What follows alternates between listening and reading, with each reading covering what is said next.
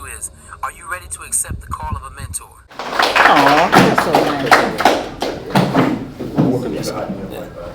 nice. Okay, good afternoon, everybody. How many in here know just the basics of mental health?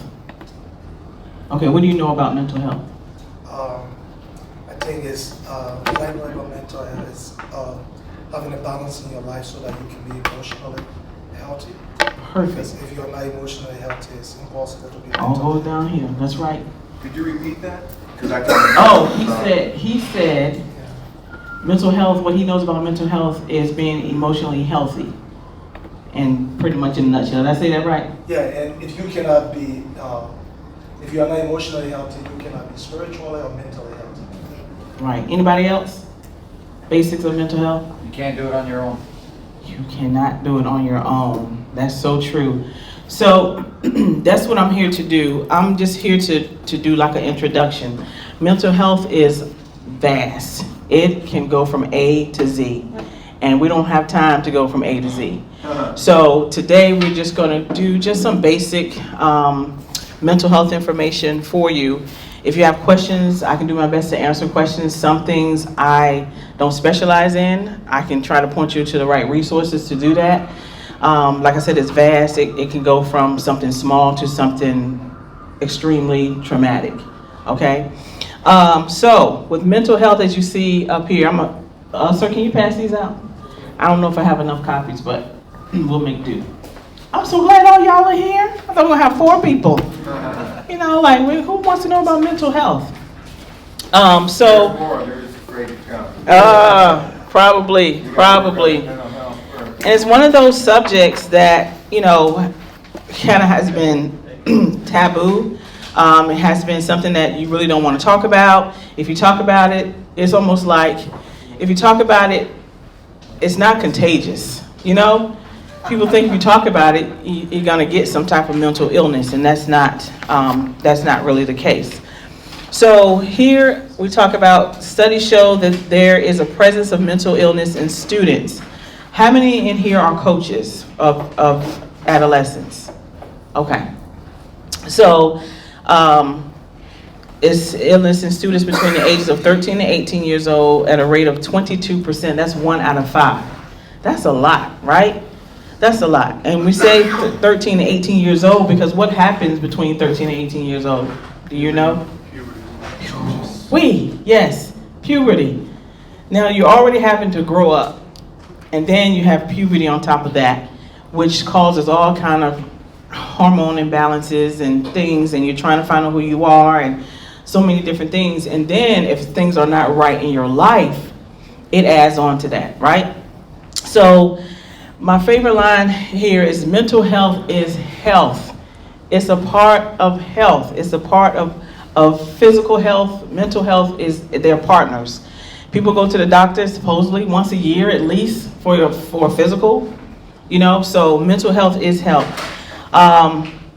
We want to normalize the conversations about it. Again, don't be afraid to talk about it. Bring it up. Bring it up yourself and make yourself available. If you are a coach, if you are a parent, you have permission to bring it up. Okay? You have permission to bring it up. So bring it up, make yourself available, and that's what we want to talk about. Now this talks about the fall creating physical and spiritual consequences. Yes, it did. It also caused mental consequences. So sometimes we forget that the fall, there's stuff that happened. Okay, so mental is in there as well. Physical health is not guaranteed, nor is mental health. You have to work at it. Just like you eat fruits and vegetables for your physical body. Water, that's a lot of water. Is that water? Yeah, I finished already. Yeah, see, you finished already. It's what, 1 o'clock? 1:30? You see what I'm saying? So when you feed the body good things, or you do things with your body that's supposed to be good, the same thing for your mental health that you want to do. All right, so anybody ever heard of anxiety? All right, anybody know anyone that has been diagnosed with an anxiety disorder? Okay. People may say, it's my anxiety, or it's not a fly-by word. I'm here to tell you it's a real diagnosis. Okay, it's not. Now, people can be anxious. We can be anxious, and anxiety is good for if you got to take a test, to study for the test. You got to, all right, let me get this right. Let me do this. So some anxiety is okay. Don't go down that dark alley. That's your anxiety talking. Don't go down the dark alley, right? So it keeps us safe in some points, but when it gets to be severe, where you can't function, and everything you're thinking about is forward thinking, something's going to happen. That's when we have to look at a diagnosis. Depression, anybody ever heard of depression? This is another one of those words that is used like, yeah, I'm just so depressed. Well, you're sad, you're not depressed. There's a difference, okay? Depression is just having a low mood, causes continuous feelings of sadness. The operative word there is continuous. When you're so sad, I'm sorry, honey, I think I hit the thing too hard. I'm sorry, it's okay. When you are in a sad state and it's continuous, it's something that you cannot get out of, that's when you have to look at, is this something that needs to be checked? All right? Loss of interest or day-to-day activities, it can cause emotional and physical problems. All right.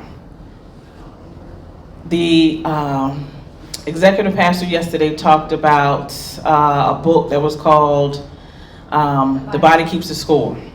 All right? And it does. Your body keeps score. What does your body keep a score of? Everything that you're thinking about, your body is absorbing.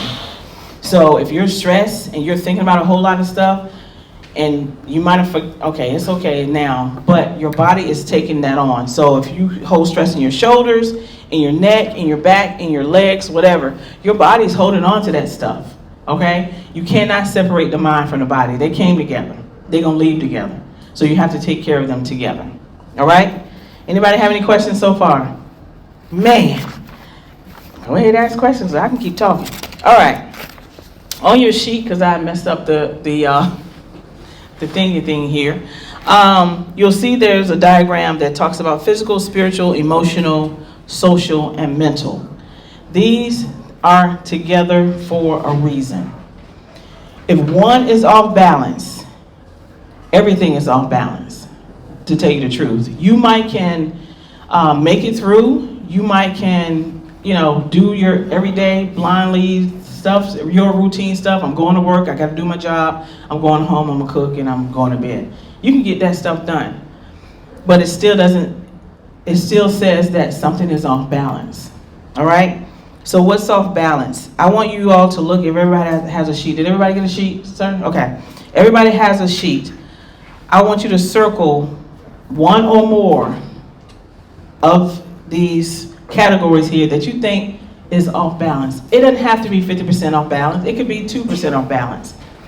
You can even put the number in there if you like. What do you think that is off balance right now? In our life? In your life. There you go. In your life. Yeah, you wouldn't know what's off balance in my life, so it has to be your life. We're supposed to say it out loud? You can. Oh, I don't know. Oh yeah, you can. Social. Okay. Yours is social. Anybody else? Mine's broad. Kind of broad. My emotions. Mm-hmm. Your emotions, right. And I'm glad you brought that up because I was going to talk about emotions because we were born with emotions. God gave us emotions. So when somebody says she's emotional or he's emotional, what does that mean? I don't mean it like that. I'm not crying and stuff. No. That's what I'm saying. It doesn't mean that you, It's okay to be vulnerable. it's okay to cry, but it doesn't mean it doesn't mean that something's wrong. It's fine to have emotions. Where it gets to be a problem, kind of problematic, is when your emotions have you. When your emotions are telling you what to do, how to behave, what to say. Now, why do you say that? Because your emotions have taken over. Okay? So as we move on, I know I'm kind of going through. Yeah, throw it at me. Mm-hmm. I'm just gonna say it. Mm-hmm. So I hear anxiety, Mm-hmm. depression. Mm-hmm. What I struggle with kids in particular, Mm-hmm. parents, Mm-hmm. sometimes you know, employees. I feel anxiety is caused, you know, it's you who causes anxiety. I firmly believe that because when I feel it, it's because I did something stupid. But I know that eventually I'm going to get caught for it, or I'm going to have a conversation because I yelled at Jeremiah, or whatever it may be, right? And then, you know, I just got a hard time with kids, man, like telling me they got anxiety. What are you anxious about? Like, you got no bills. Right, You're playing right. basketball, football, like every season. Right. You got the new cleats, the Jordans. Right. What in the world are you anxious about? Right. They have a different, if I can try to answer that question, they have a different set of worries.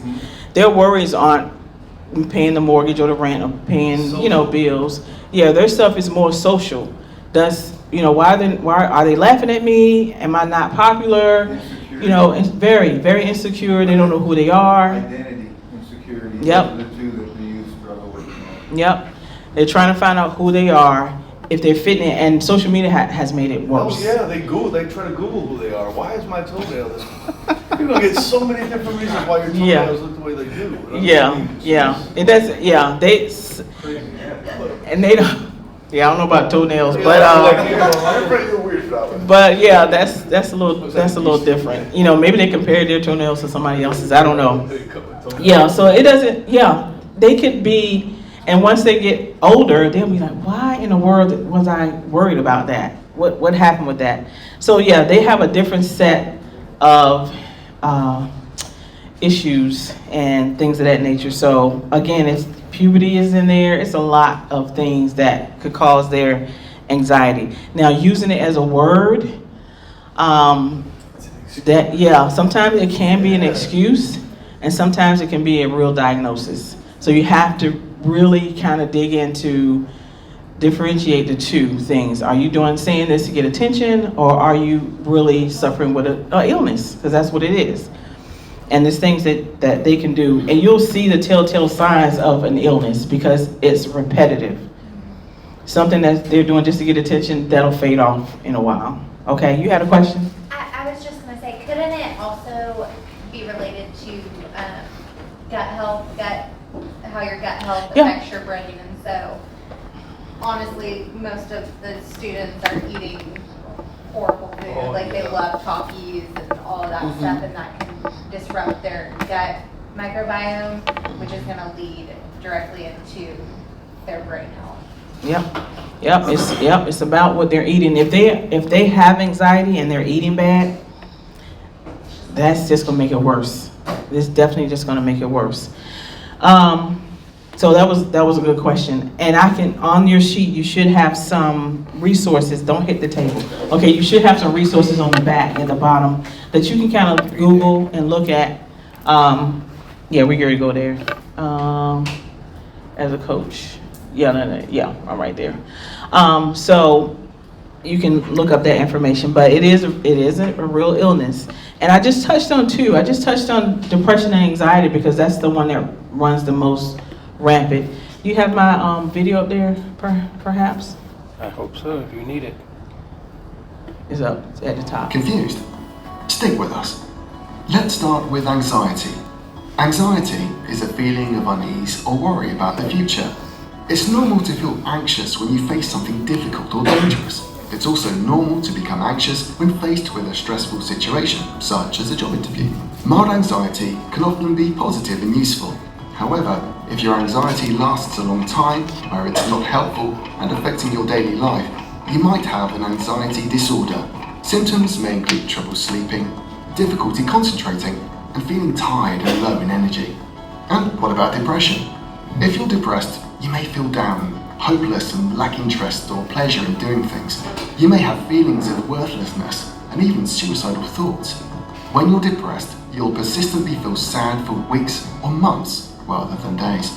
If, however, you're suffering from both anxiety and depression, you're not alone. In fact, mixed anxiety and depression disorder is the most common mental disorder in the UK, with 7.8% of people 8.1 experiencing in the this US. at some point in their lives. A little bit higher. Mental health conditions like anxiety and depression can seem much trickier to fix than, say, a broken bone, as they deal with emotions, thinking, and experiences. The effects come in waves, with good and bad days, and can therefore lead you to doubt the severity of the condition and put off asking for professional help when it's really needed. Throughout social media, the growing awareness of both anxiety and depression has driven a trend of self-care and people looking after their own well-being, like practicing mindfulness, for example. But if you have anxiety or depression, you might feel the benefit of these self-care steps more after having professional help first. It's important to remember that you don't need a reason to feel anxious or depressed. You shouldn't feel guilty. There's no such thing as a good enough reason or jumping on the bandwagon. If you're struggling with depression and anxiety, You can stop. Bupa are here to listen Now it's and offer an clear advertisement. advice on them. So that's, again, what we're talking about today is just anxiety and depression that you don't, some is DNA, you just kind of inherited it. It just came, because maybe your mom or your dad had it. Kids they talk a lot about ADHD, you may have heard of that, PTSD, so many different diagnoses.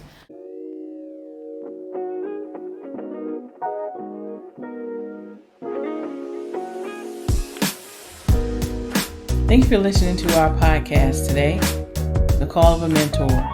If you'd like to leave a positive comment or if you'd like to be on our show, please give us a call at 757-737-8714, or you can drop us a text message. You can also email us at communityservant85@yahoo.com. We look forward to hearing from you. The Call of a Mentor is a production of Marriage Map Ministries and EOVBAA in association with Overwhelming Victory Radio. Our executive producers are Dwight and Angela McDowell and Dr. Greg Linville, with Andrew Fouts as our associate producer. To find out more about Overwhelming Victory Radio or to listen to any of our sister podcasts, visit overwhelmingvictory.org.